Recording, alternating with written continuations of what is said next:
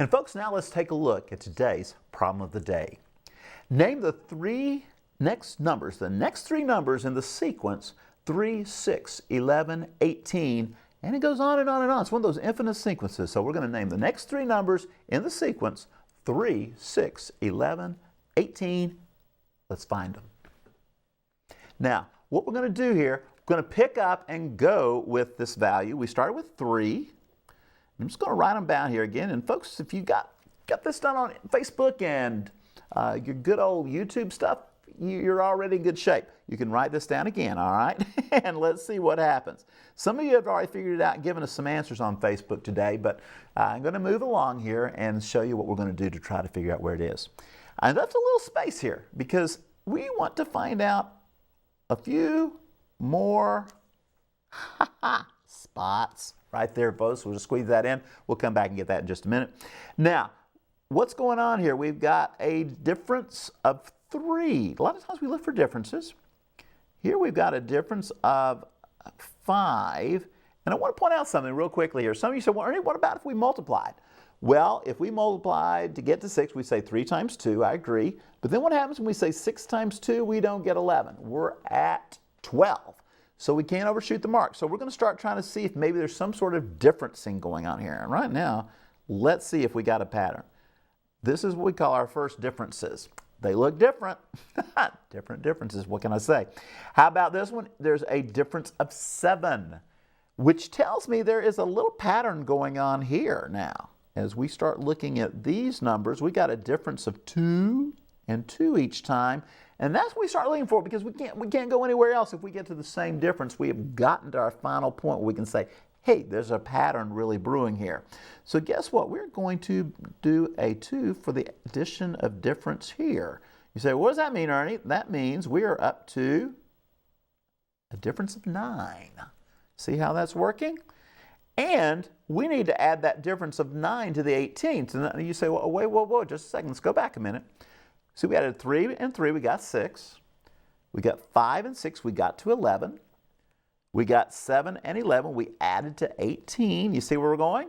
Now we're going to pick up what? 9 and 18, which is going to give us this 27. Now let's play the game again. Keep that roaring difference of 2 going. And we got a 2 going here. What is our difference going to be here? It looks like it's going to be, coming off this one, it's going to be of 11, because each time we're going up by 2, right? So we're going to take our 11 and our, 27. What are we going to get? Y'all got those quick calculating going on? Your brain. That's what I'm talking about, your brain. 38. There we go. We got to get one more number. Now, just cut us off there. But think about what's going on here.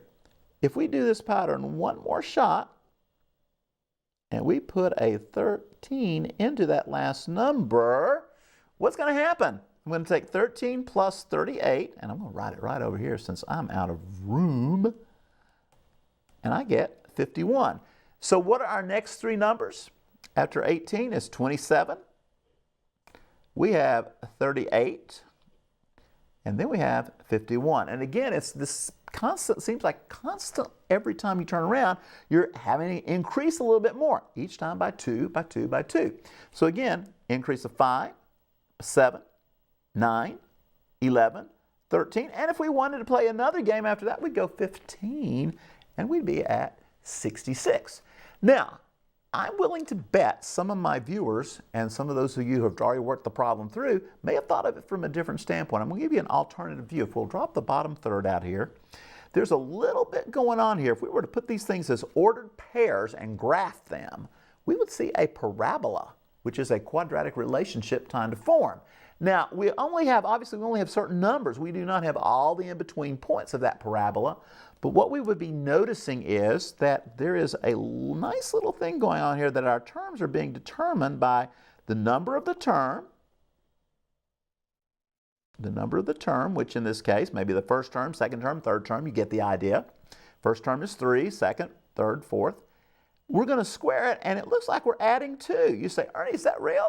Is that going on? We thought it was just going to be something simple like adding 2 each time and then 9, 11, 13, that kind of thing. That is one way of doing it. This is another option, and some of our viewers may have caught it and figured it out, but it would be like saying 1 squared plus 2 would give me 3. See, there's your first term. How about it? 2 squared plus 2, it's going to give me 6. Ha ha, there's the second term.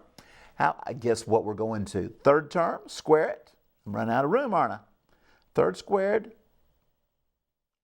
and add 2, you get 11. The match is great, isn't it? And keep going. 4 squared plus 2, 18.